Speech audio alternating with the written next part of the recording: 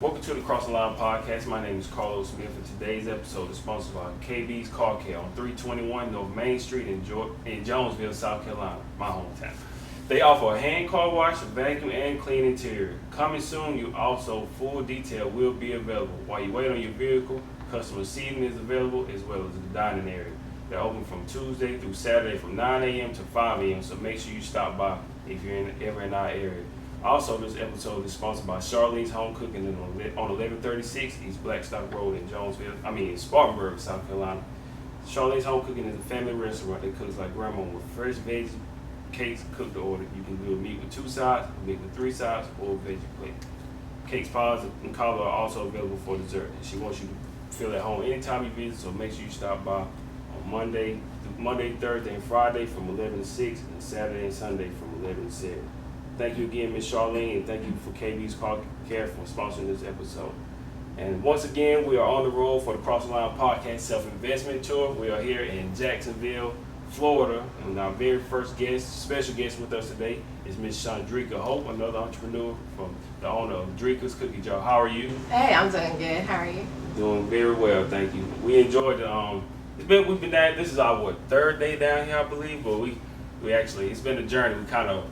We missed our first flight, so we ended up being stuck at the airport for a little while. But then we finally got down here, man. It's been a great adventure. But we've been all over, like I said. We're on our self-investment tour, so we're happy to be here with you in Jacksonville, Florida. Thank you for the opportunity. Oh, absolutely. So starting out, can you tell everybody how long have you actually been baking? So I really started baking when my daughter was 1 year old. Okay. So she's 17 now, so about 16, 17 years. 16, 17 years. Yeah. And what kind of made you want to get into baking? Well, her first birthday party, as an elaborate parent, I just bought the cake, the balloons, the whole shindig, and I spent hundreds of dollars on things that I possibly could have made myself. Mm-hmm. So spending a lot of money, starting off for birthday parties, the moms want the whole details. It's like a lot of money. So I was like, I can make this, I can do this, I can do that. And so by the time she turned 2, I had learned how to make a cake, cupcakes, cookies, everything. And so from there, moving forward, I never had to purchase anything else, for birthday parties or anything, because I did it myself. Right. And now I know it's called Dricka's Cookie Jar, but do you sometimes bake cakes or cupcakes, or is it just strictly custom royal icing cookies? What were some of the early struggles you felt like you may have had when you first started out? When I first started out, the first struggle I had was the size of the cookie, the thickness of it. Mm-hmm. I think when I first started out, my cookies were too thin and they would burn easily. Mm. So I had to master rolling out the dough, cutting out the dough, and making sure it was a good thickness to it. Mm-hmm. Obviously, taste. I know you said you started baking, you said 16, 17 years? Yeah. So when was that point where you feel like you started to realize, okay, I can turn this into like a legit business? So we lived we're prior military, so we lived around the country a lot, moved around the country a lot, and lived in different areas. And 2016, we moved here to Florida, and I took a $22,000 pay cut, moving from Virginia to here in Jacksonville. And I knew I could not, have the same bills that I had in Virginia here in Florida and be living, comfortable and being able to just survive. And I have 2 boys as well, and so my youngest son, he plays football, and I did some cookies for their end of the season party. And everybody was oohing and ahhing, and where's the business card, and who made the cookies, and it just kind of elaborated from there. And so I really doubted myself at first. I was like, wait a minute, I can sell these cookies? People gonna buy these cookies? And so I kind of played around with it, and he played basketball the next season. It was fall sports was football and then basketball. And then I did the basketball cookies, and actually from there it just took off. So it's kind of like you were like a go-to mom for for like those kind of things, like for the sport teams, like Yes. mom get these cookies out. That is a great way, you know, get word out there anyway. So just in case if those parents need something in the future, like they know. And that's exactly how it really started into the business. And from there, like they had other kids that played other sports. So it became like a real sports model. I was making a lot of football cookies, basketball cookies, I made some soccer cookies. Then I went to cheerleading cookies. It was all like things that, you know, kids did. And then it turned into, I think that fall was like back to school cookies. And July was 4th of July cookies. And from there, and July was officially like, okay, this is it. July of 2017? 2016, something like that. Now, I know you say you bounced around. Like, where are you originally from? I'm originally from Baton Rouge, Louisiana. Oh, okay. And then you just been bouncing all over from there? Moved with the military from a previous marriage. And so we lived in Japan and different countries and different cities, different states. And then finally we landed here. Okay.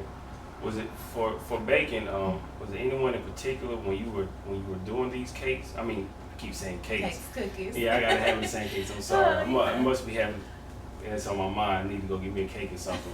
But was there anybody you studied in particular when you were trying to perfect your craft, or did you look at like somebody on like Food Network, or you Google recipes, or what was it?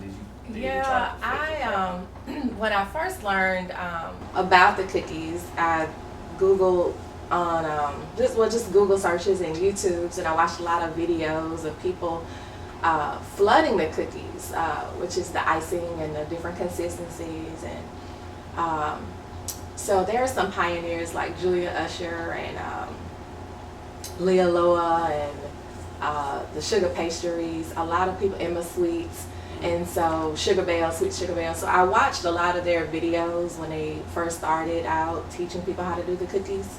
And so now these are like our wholesale suppliers and people. So we're talking at least 10, 12 years ago. And so I would just sit at night and watch videos and just go in the kitchen and practice and practice and practice and practice and practice. It's a lot of practicing. Because I think some people, you know, when they reach out to me, it's like, oh, it's an overnight process and I can just, you know, well, now I can within a couple days. But when I first started, it was like, give me a week journey, to do these cookies. I'm like, I gotta get the icing right. But who was the person that you would kind of like let them test out and give you like some feedback, whether it's good feedback or, you know, negative feedback? My kids, they're the honest people ever. They're like, Mom, this cookie nasty. I'm like, okay, so what do you think I need more of?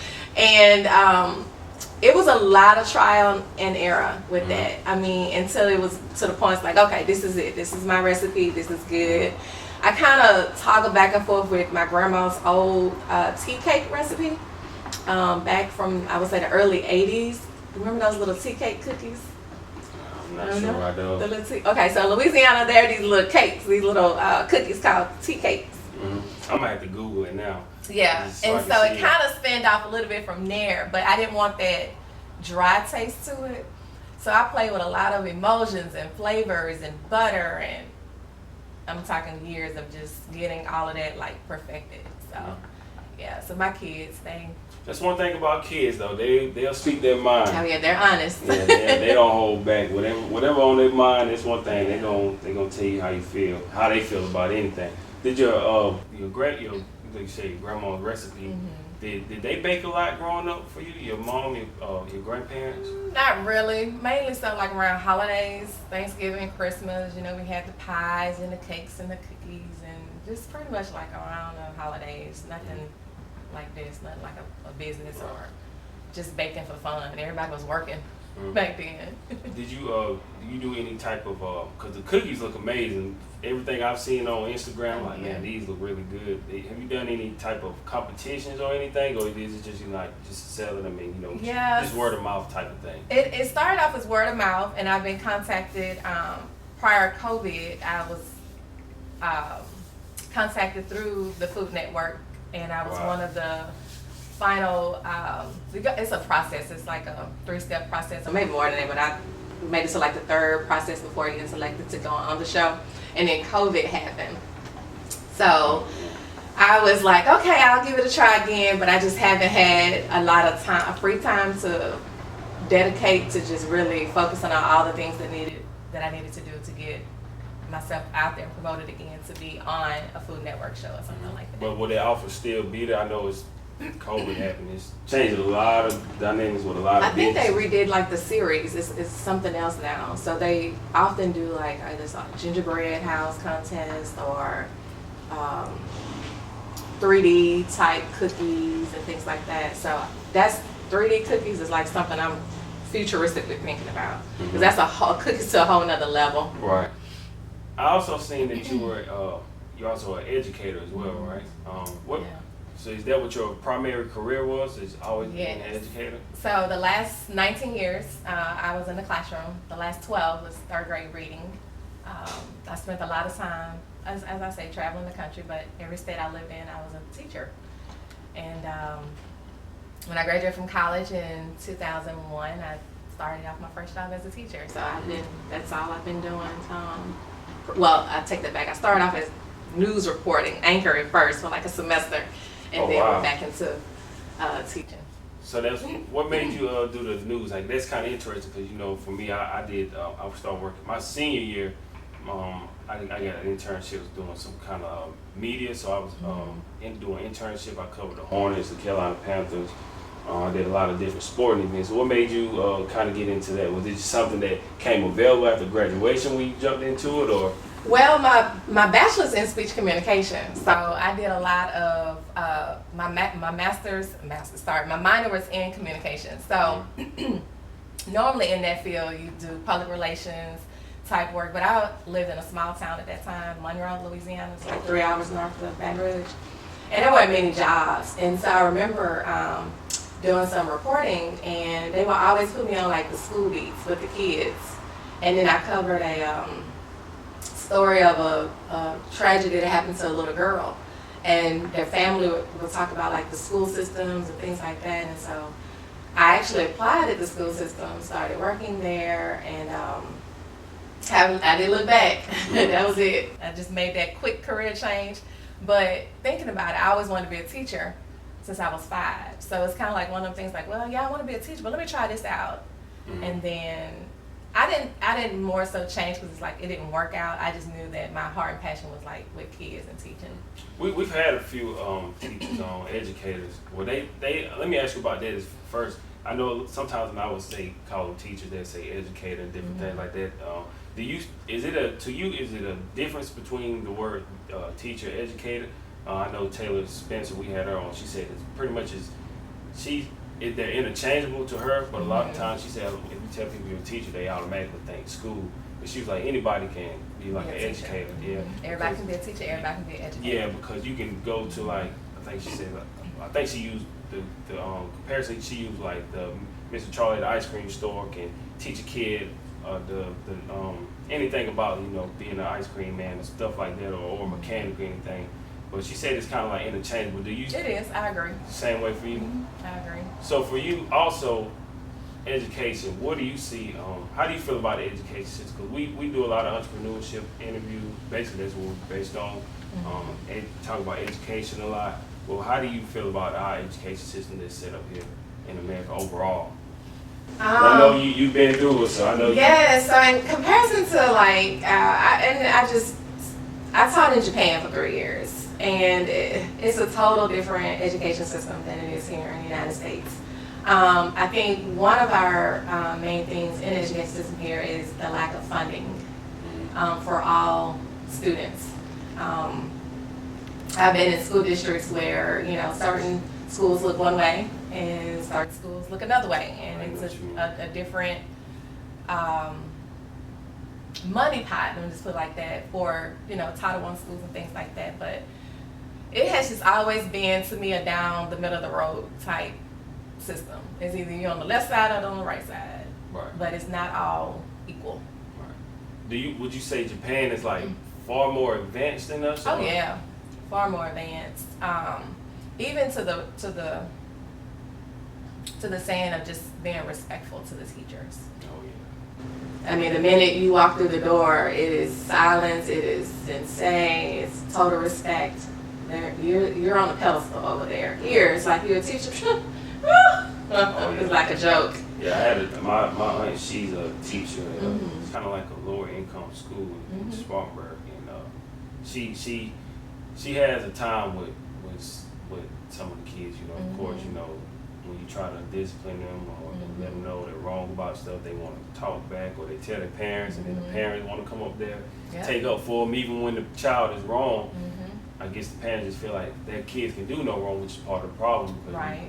My parents, for me, they were never like that. And whatever the teacher said, which I never really got in trouble anyway, though, but if the teacher were to call, they were going to automatically be on the side of the teacher. Right. That's how it was. And that's how it used to be. It's no longer that way. Very seldom you'll find a few parents that are on the teacher side, and most times they are, I feel, people who really understand the level of respect that is earned and given to each party. And I think a lot of harsh environments tend to travel over to the school system, the students, and it makes it very difficult to communicate with parents about certain issues, certain things. What would you do, you know, in teaching over there in Japan and then coming here and seeing like how well advanced they are than we are? What would you kind of things would you do to kind of change our education system? If it was up to you, what would your input be? Well, I would say one would be it's almost like it's a minimalization there. All they need is paper and pencil, maybe some color pencils. You know, you look at our supply list, we need binders and notebooks and colors and markers and highlighters and all this stuff. Paper and pencil, just take it back to the beginning and teaching kids, and I speak really about math, the correct way and operations of numbers. That is pretty much what the core is moving to now. And here we are, you know, 20 plus years ago, thinking about, okay, how do we want our kids to learn? What do we want them to learn in society? And now it's like, oh, we're going to catch up with the other part of the world. Now we're going to teach our kids this. So that's why a lot of parents complain about the Common Core, the Eureka math, things like that, because it's new to us, but it's not new to anybody else in the world. So it's like we're playing catch up. But I would probably just start back from the beginning, from the basics. What would you say is the hardest part of like today being an educator? The hardest part being an educator is, I would say, the lack of funding of everything that you need in the classroom. Technology. I worked here in Jacksonville the last 6 years since moving here, and just this past year I got a smart board, or a Willing smart board in my classroom. It's just things like that, whereas I lived in Virginia, every classroom was equipped with a smart board. Now smart boards are out. Now it's a smart table, and then it's a smart tablet. So it's like we're just getting a smart board, and now it's the next 3 things that came out. Now we're behind the curve on technology. So it's like keeping up with the most recent. Right. Well, how is with COVID? I'm gonna stick to education for a second, then we'll tie it into business as well. Your business. How has COVID impacted the teaching? Because I know for me, teaching my kids, they learn so many. I don't like the virtual, me personally. It's not the same as when they can go there with the teacher and do the face-to-face and get some more personal time like that, even though they have a lot of kids there. But to me, it's just not the same. And then like now that they're doing number bonds, I'm like, we never did number bonds. Like, let's just stick to like the basic math, like the way we used to do it. But it's like they're teaching so many different ways, which when I look at the number bonds, I get it. But I'm just like, man, why would they just don't do it the simple way like we used to do it? But how has COVID impacted education for you guys down there? Same. It's the virtual. I'm more of a face-to-face teacher.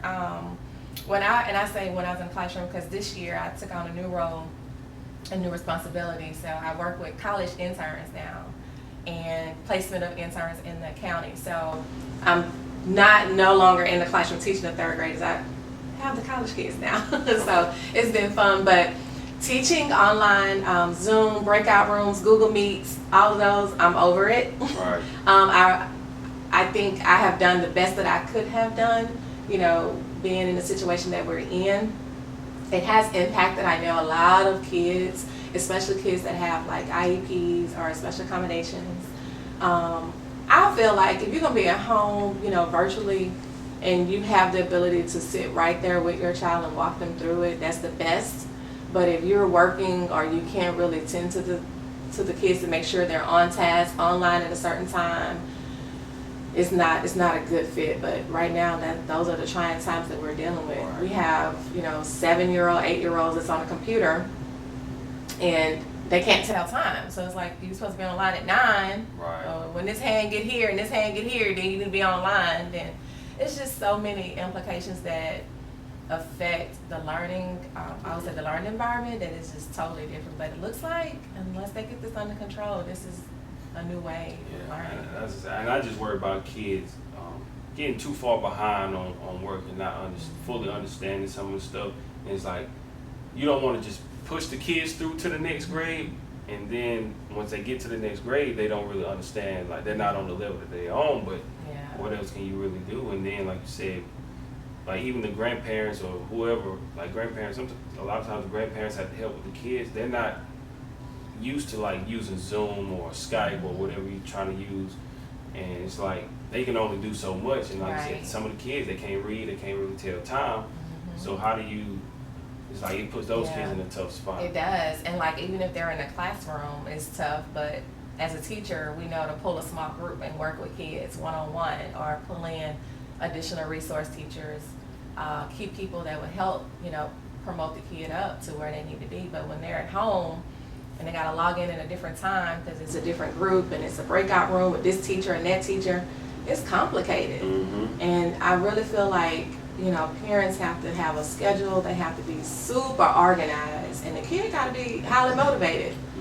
Highly motivated to do it at home. It's just hard to sit there and look at a laptop for so long. You know, your mind starts. Even when we were in the classroom, you know, if it's a lot of times those courses that they teach, they don't grab your attention. Your mind start wandering. You're ready to do something else. So imagine kids just sitting at a laptop, just looking at it all day long and watching videos and stuff. It's like this. Over time. Yeah. So let's tie that into with the COVID situation. Tie that into entrepreneurship. How has COVID impacted your business? Well, when it first happened back in March, I was packed with orders for spring break. I didn't go anywhere for spring break. I pretty much stayed home and took orders. And then when we had the city order to stay in, and we had a curfew, I'm like, why would people come out to get cookies? You'd be surprised. Everybody came out and got their cookies. And then I was like, wait, this is a serious matter. Like, this is a serious thing, and it was contagious. And I was like, okay, guess what we're getting ready to do? I canceled all orders and offered, you know, refunds back if I hadn't, you know, purchased the supplies or already started like the orders in queue, which means baking or doing the dough and things like that. So about a month and a half, probably say 2 months, I didn't do any baking or any selling or anything like that. And then when the city opened back up, it was like everyone just wear a mask. And I think at that point we still were kind of like, yeah, we just wear a mask and everybody's, you know, good. And then when the numbers here in Florida was just, you know, the more and more I paid attention to it, I was like, yeah, I don't know about this. So I started doing do-it-yourself kits. I set them on the porch, and people would come and purchase and buy us, no contact. And that sold out within hours of promoting it. And so I was like, hey, I gotta, you know, keep up with this cookie demand. So that's when I started baking. But now under safe precautions and everything like that, with the food cottage law, the sanitation, everything has to go through all the cleaning process. And so just like a regular restaurant, it's just that it's cottage law at home. And it's just tough to see like all these, a lot of businesses are closing down now because of everything. And I think we had one up recently where we were, they needed a certain amount of money to keep their business going. The lady that owned it, she had just got laid off from a job, and then all the things she had was her business, and then she didn't have enough money to keep it funded. So I'm not sure what the situation was with them, but it's like, man, this is really shutting down a lot of, especially like a lot of families built these businesses from the ground up, and they needed that income and everything to keep them going. And now it's like a lot of them are going away. Some of them temporarily, and a lot of them are like permanent, like not even coming back. So it's still a blessing for you to still, you know, keep it going, even though the circumstances are changing. But it's just one of those things you got. I hope.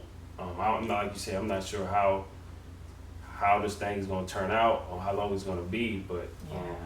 For small businesses, when I started seeing people even here in this local area just, you know, start shutting down. One of my dear friends, sorority sister, her parents owned the AR workshop, and I know they were impacted, you know, by COVID and everything. And I have another friend who had a little cake stand business out in Fleming Island area, and she just had to totally shut down. So I do know that I am lucky. I'm in a home it's under the Florida's college law, where you're able to bake in your home and things like that. But had I had a brick and mortar with, you know, overhead expenses, I don't think that I would be able to last as long as I did. Not at all. So now for you, when you have these deliveries or something, like you said, do you just sit them? Like, how do you do it now? Like, I know you say you sit them. Yeah, well, with the DIY kits, I just did a porch pickup when the COVID had first started. Orders, they would come and they would just pick up. I had like a little stand, they would come and get the cookies off of. But now, I mean, I'm in this apartment here, so I just have like a directionality, and they come down, and I just drop the cookies off here to them at the curbside. That's pretty much it. How do you feel about baking? Do you feel like that's your true calling now, or do you feel more passionate about educating? Well, I'm kind of torn because I have about 12 more years or so, and I can retire. I look at that Florida retirement system. I'm like, okay, how many more years? But I think that only because sometimes times have changed, and when different situations happen involving the school system, it's just kind of like, all right, I'm over this, you know. But at the end of the day, I do enjoy baking. It's my passion. It's my outlet of when I used to be really stressed out at work, testing season, things like that. I do a lot of baking for my daughter now. As I mentioned to you earlier, she's a volleyball player. So a lot of my proceeds these last 2 years, I would say, just goes directly to her and promoting her for scholarship. Or do you bring them in for your classroom as well? Do you try yeah. I don't know if they'll let you guys do it, but do you try to like do some things where you kind of like teach them baking or any kind of skills or?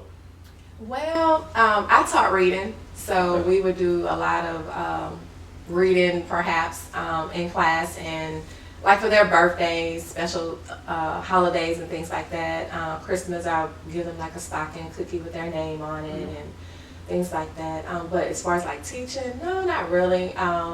We did a reading one time about a recipe. It's instructional strategies. And they'll immediately say, oh, Miss Hope, just like your cookies. I mean, they'll tie it in before I will. They're making those connections, so it's pretty cool. But I get to, you know, do cookies and pass them out as gifts, and you know, I have interns now, so they get cookies and welcome into the teacher field and things like that. How do you find time to like balance, you know, being a mom, teaching and baking? What do you try to do to balance everything out? So I actually just shared this with another upcoming cookier. So I have a tight schedule, and everybody knows me knows I'm like a planner. So I know what I'm doing the whole day and what time I'm doing what. So I normally bake on Mondays and Tuesdays, and then Wednesday, Thursday, Friday I decorate. Friday evening, like packaging, and then they'll pick up Saturday morning, like from 8 to 12. Pretty much after 12 on Saturday I'm off, and Sundays I'm off. So about 2 days, 2 or 3 days, and it depends on how many orders I have that week. I'll slow down a lot.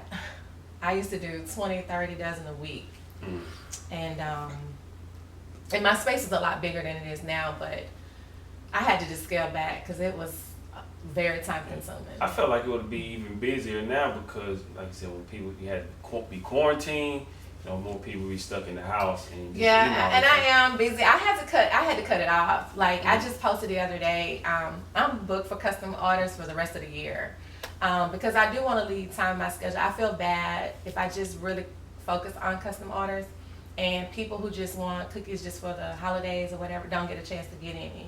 So I offer flash sales, which I'm getting ready to launch the Thanksgiving one probably this afternoon. I've been trying to wait till all the packaging get in, so I got another Amazon package I got to go get from the mailbox. But once I put everything together and advertise, then the Thanksgiving sale will go live. And so that gives other people opportunities who don't have custom orders to just buy, you know, cookies here and there for their families or what have you. Now, are the cookies available everywhere, or just like in the Jacksonville area, or what all do you ship them out to? So I don't ship due to the cottage law, but there are probably about, I think it's about 20 of us in this area, but we're kind of scattered out. Jacksonville is huge. We have a little cookie group, Northeast Florida Cookie Group, and so we all like collaborate, share. If someone can't do an order, we'll pass it on to another cookier. It's a really good community to be a part of. I've met a lot of good people through that group. Like I said, we share ideas, refer each other customers that we can't, you know, complete their order, things like that. So it's been pretty good. So a few more questions, and then we'll get ready to wrap it up. Okay. We don't want to take any more of your time. I know you have finished doing some baking and everything. What would you say is the biggest lesson that you've learned personally throughout this pandemic?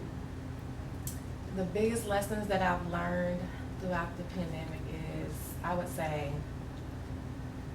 I won't even say it's a lesson learned. I just have been a little bit more compassionate about people in their situations and understanding that a lot of people are going through a lot of different things. And so I just take a lot of that into consideration when baking or working with people who volunteer with different services. I've done a lot of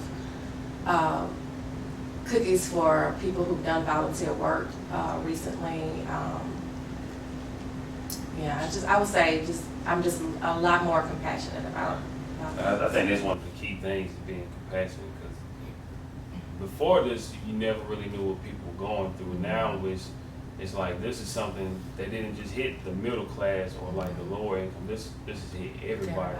So even people who make 6-7 figures or whatever, they're facing the same thing, and they're not making the same income that they are. But you know, it's one of those things like you just and it to me it also kind of teaches you not to live above your means too. Right. Like a lot of stuff we really don't even need anyway, but we just do it to, you know, just to have it, or you want to impress somebody else or something. But that's one of the things I kind of look at now. It's like, man, there's a lot of this stuff, man, that we really don't need. It's not even necessary to live and survive. Right. And now a lot of people are forced to, you know, kind of do away with some of those other things that we never really needed anyway. Like my nails and my eyelashes. The pandemic taught me that I didn't need it. I remember that when it first hit us and the barbershops were closed, I went about almost 2 full months without getting a haircut. Oh, and wow. man, I looked like a cat. I had all this on my face. My shape up was all messed up. I had hair everywhere. And my people were like, you look bad. Like they wouldn't try to say. My sister, she would say it. Like they wouldn't really try to say it like that. But my sister like, you look rough. You need to go to the barbershop. Right. But I was like, well, I can't because the barbershops are closed right now. But barbershops, beauty salons, nail salons. I mean. But it was all right for me though. I didn't go anywhere. I just stayed in the house, just relaxed and try to work on some other things. It kind of slowed down interviews. But fortunately, we still had a day job, so we were still able to, you know, we were fortunate enough to get up and go to work. Right. So we could still make a living. But a lot of people, they were laid off, and they didn't get a chance to do any of this stuff. But a lot of them didn't want to go back anyway when they were getting that unemployment, which was crazy. Right. I kind of was like, man, I wish I was getting a little bit of this. The way they were spending money and shopping, and I'm like, oh God, I gotta get up and get online and figure this thing out, because that was our first time being online back in the spring. So I had to call parents, call students. Where are you? I'm online. Where are you? You're not online. I'm online. Right. That was a fiasco. just a couple more, and then we'll wrap it up. Is there anything differently you would do on your journey? Anything differently? Yeah, I would say I would love to offer a lot of more different selections of the cookies. I think that would, if I can do anything differently, more so stand to some of the same basic styles. But I don't have the time right now. Like I say, working full time, being a mom, traveling with my daughter in this volleyball. I just really kind of stick to some of the basic. I do some details and elaborate cookies here and there, but I want to, offer different things, different cookies, different designs. When everything opens back up, I'm just gonna speak it into existence. When everything opens back up, do you have any other type of business ventures that you want to do as far as maybe expanding, like I asked earlier, like cakes, cupcakes, or do you want to do a totally different business? What other business ventures you may have? I have this vision of doing these cookies on a cart. I can see it in my mind and picture it, like the whole awning and the wheels on an actual cart. And I thought about this a few years back when they have these food trucks. They have a lot of food trucks in this area, in Jacksonville area. And that cookie cart, it stands out, it'd be different. I can offer different cookies, different flavors, things like that, just kind of branch off to different things. But as long as I'm teaching right now, I don't have that kind of time. Right. Go ahead. Yeah, but I just say that's what I would do differently. Do you think you, in the future, any type of I know you teach already, so of course you're already kind of instituting mentorship and mentoring these kids. Do you think you will do more of that also, just doing more things of course, whoever wants to get into baking and stuff, kind of things would you instill in those people? Yes, I've done some homework, a lot of work with social injustice and education. So I think that's the next dip that I'm sticking my head out in and getting involved with the Urban Education Center at University of North Florida. Know some key people over there that just kind of been linking in, doing some work in the education field. So offering cookies at some of those events, some of those seminars and workshops and things like that. Local people in the business, they order cookies for their business and seminars, things like that. So that's pretty much kind of where it's moving towards, but again, it all depends on volume and time, designs. This is the self-investment tour. So when we've been going everywhere, I like to ask everybody, what does self-investment mean to you? Self-investment. Take care of yourself. Right. Yes, I mean honestly, that's my honest. When I thought about that, when I talked to you the first time, you was like you invested in yourself. I was like, yeah, I kind of invested in myself too. I've done a lot of work behind the scenes to get to where I am now, and it's not easy. And I'm on Facebook, and I know people get tired of seeing my cookies sometimes. I don't know. I post and post and post, and we'll post and promote and post again and put it on Instagram and put it in a story and repost and share it on my page. And because I feel like you're your best self when you are yourself and you're promoting yourself and people believe you. People watch you. I think I saw this quote on Instagram a while back. They'll watch you for years before they support you. They'll watch you, and compare you to other people before they support you. And then finally, hey, I want to order some cookies. I'm like, oh, okay, what can I get you? Mm-hmm. And I know you followed me for the last 5-6 years, Right. Hey, thanks for following me, But I think self-investment is what it is you promoting and working on yourself, being a better person than you were the day before. And like you said, when you posting, it's kind of like a trigger where they may not use it, think of it right then, but down the line they say, I want something sweet, I want some cookies. Then they think of you because they see you post it all the time.